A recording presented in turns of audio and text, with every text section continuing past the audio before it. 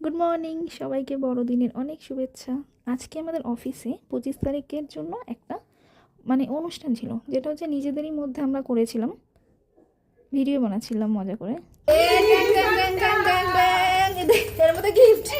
আমাদের স্যান্টা হাজির হয়ে গেছে। আসলে কি ছিল বিষয়টা হচ্ছে, আমাদের অফিসেরই নিজেদের টিম মেম্বারদের মধ্যে কিছু চিরকুট আমরা আগে থেকেই যার যার নাম লিখে রাখি।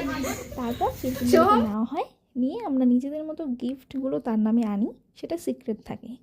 তারপর 25 তারিখে গিফটগুলো যার নামে ছিল তাকে দেওয়া হয়। রিয়েকশন দেখো, উত্তেজনা দেখো, শুধু দেখি ভিডিও আমার মনে দিয়েছে এই ভিম্বার সামনে থেকে দেখি।